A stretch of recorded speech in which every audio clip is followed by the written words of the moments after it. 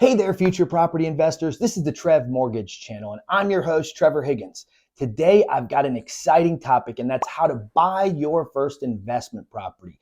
I'm going to give you a step-by-step guide so you can dive into the wonderful world of real estate investing. Don't forget, if you like this content, make sure to like, share this video, and subscribe, because that helps me know what to make more videos about and what you're looking for. So without any further ado, let's dive in. So before we get into the nitty gritty, one thing I wanted to do is just share why I started investing in real estate. And as you know, I'm in the mortgage business. So as a loan officer, I get to help people buy homes every day. And as I got a couple years into this business, one thing I realized, a common denominator with experienced real estate investors, is they had a very large net worth and they had an extremely good amount of passive income. And what do I mean by that? I mean, they are not clocking in and clocking out every day. Their time is not equating to their paycheck. Those rental properties are paying them monthly cash flow every month, and they're not doing anything actively for it in terms of utilizing time. And there was power in that. And I saw power in that and developing financial freedom from real estate investing. And so that's what really inspired me to get started in real estate investing. And that's what I hope inspires you to want to get started in real estate investing. But how do we do it? Well, you're about to find out. Let's get started. Okay, so the first part of this, I want to go over what is real estate investing and what does that really mean? So let's start with what is real estate investing? And that is buying a property or a home. Could be a commercial property as well. There's a lot of different types of investments, but it's buying a property, renting it out, and generating income, or what we call cash flow. So cash flow is just the net, or how much cash is left over after all the property expenses are paid from the rent that you receive. And so let's say your expenses on a property are $3,000 a month, and you're renting it out for $4,000 a month, that would give you $1,000 in cash flow. The other thing we look at, outside of many different terms, is the return on your investment. And the ROI in most real estate is extremely high because you have multiple faceted ways to make money. And that is, obviously, number one is going to be the cash flow. You're making money every single month based on that rent versus the expenses of the property. Number two is appreciation. So over any 7-year period in history, property values have always increased. Even if you go back to the 07-08 recession, 7-year period around that, property values still increased, just like the stock market. So the property value of your rental is going to continue to rise.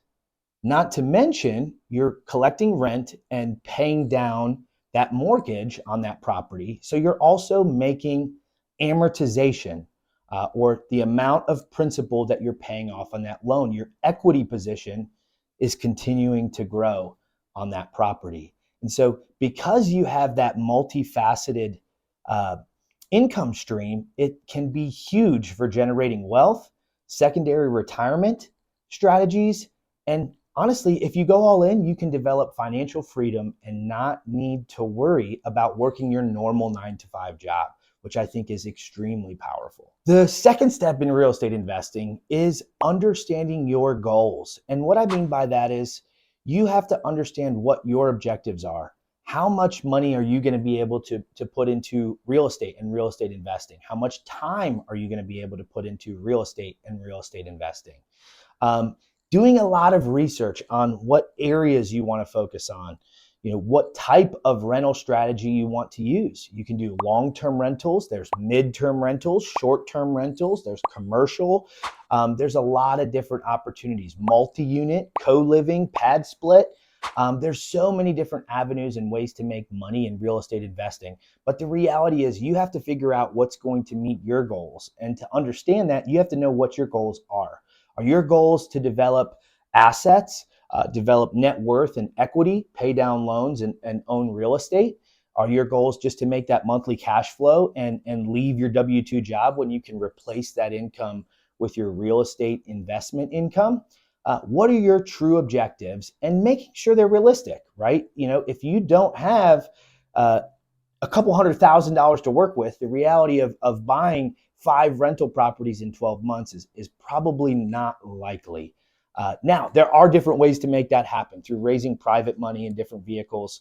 We're not going to go through that in this video, but I do have a video coming out in a couple of weeks that will discuss how to raise private money and utilizing other people's money to buy investment properties. But make sure you map out your goals. And a part of defining your goals is also networking. And probably one of the least looked at tools in real estate investing is networking.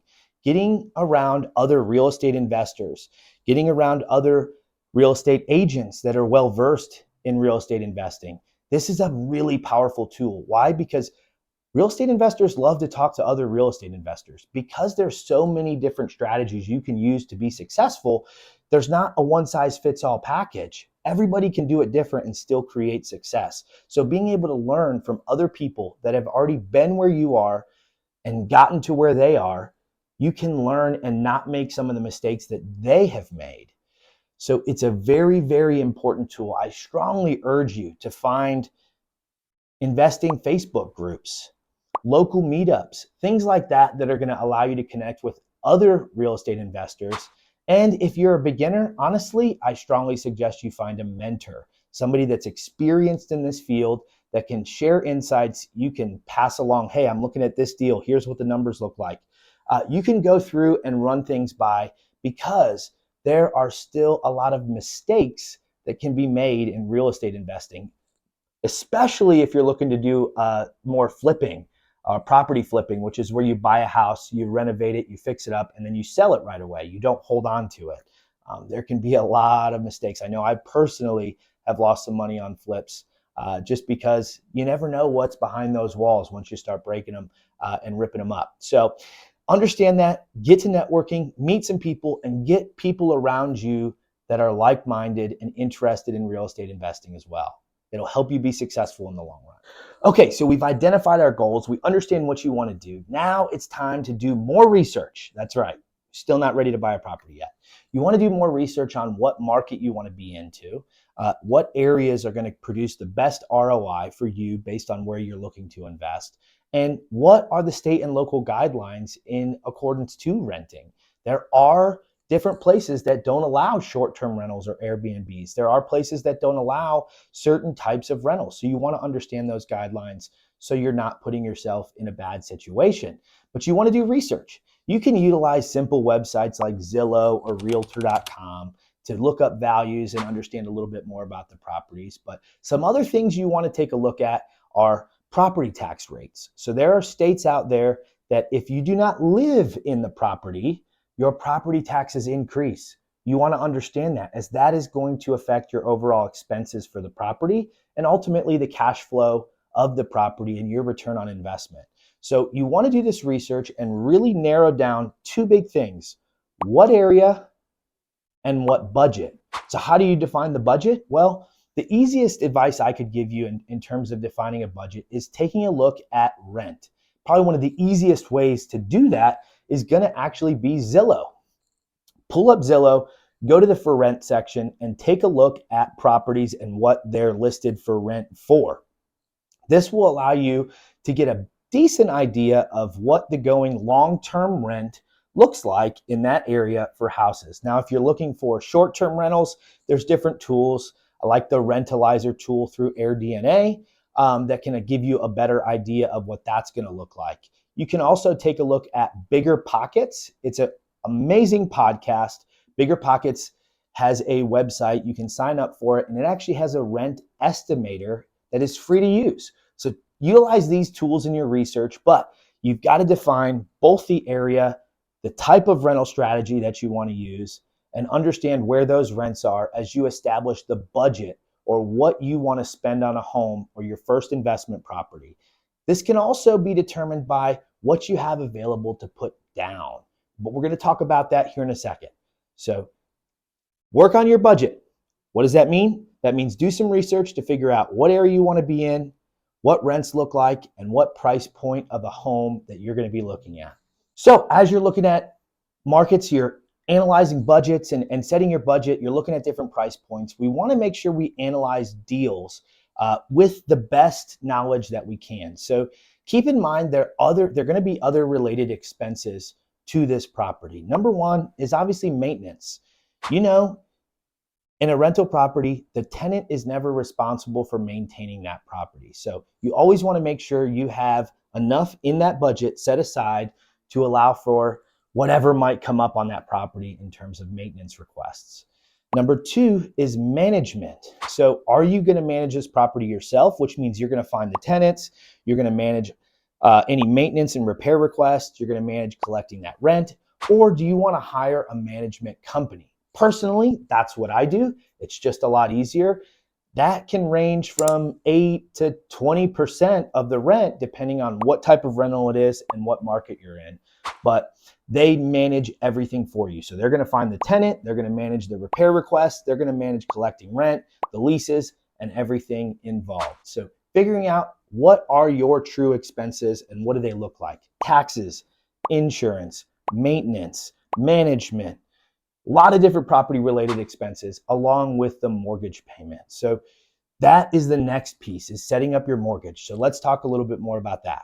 Okay, so how are you going to finance your first investment property? And the first big piece of advice that I have to mention is not all loan officers are created equal. So if you think you're just going to go online, call some online mortgage lender, go to your bank, you want to make sure that the individual that you're talking to about the financing understands investment properties, how they work, and different strategies associated with it. Because there are a lot of different loans out there. There are a lot of different types of loans and different strategies that can be incorporated with financing. Now, here's the reality. On most real estate investment properties, it's going to require a minimum of 15 to 20% down, depending on what type of loan product you're doing and what you're looking at. So 15 to 20% of the purchase price is going to be required for a down payment. Now, we're going to do a video here in a couple of weeks on the BRRRR method, which I'm not going to explain too much, but it's a great method to be able to get some of that cash back. So keep a lookout for that. As far as the financing goes, you can utilize standard conventional loans, which is, again, 15 to 20% down. You're going to use your normal income as far as qualification. So whether you have a W-2 job or you're self-employed and you're going to be looking at your tax returns, you can utilize what's called a DSCR loan, and that stands for debt service coverage ratio. Basically, that loan is going to not look at your personal income. It's going to look at the ratio of market rent versus the mortgage payment. Now, typically, those are loans that are going to want to be used for more experienced investors. Now, they do have some out there for first-time investors, but the terms are going to be a little bit worse. So making sure, again, you understand your options, because the other option is also commercial loans. Those are loans that basically are vested in the LLC. They do look at the property, but they look at you personally as well. They're looking at the whole picture. So there's a lot of different loan types out there. Finding the one that meets your financial goals and that works the best for you, giving you the best terms, is extremely important in this process because it affects your cash flow. So again, as you're starting to look at different lenders, understand what your goals are, what you're looking for, but make sure they have experience in lending on investment properties. And if you have questions or there's something that I can do to help, please reach out. That's what I'm here for. Give me a call. I'd be happy to go through your scenario with you, take a look at what you're looking at, what your goals are, and see how I can help you build wealth through real estate investing. Okay, so now we got all that stuff out of the way. Now the fun stuff really begins, and that's home shopping, right? We get to go tour some properties. So make sure you have a great real estate agent that understands real estate investing, and start scheduling some showings in the price range that's going to be within your budget. A few key things as you're touring properties to keep in mind. Number one, it's a rental property, so it doesn't have to be perfect, but you also don't want to dump. Would you live there? That's a question I always ask myself. Would I live there if I was looking to rent a home or a property? I don't think it has to be perfect. I don't think it has to have all the bells and whistles on a property, but it has to be normal for the market that you're in. So that's also why that research phase is so important, in taking a look at, hey, what other properties are listed for rent? What prices are they listed for monthly? And what do they look like? What kind of amenities do they have? Do they have granite countertops? Do they look renovated and new?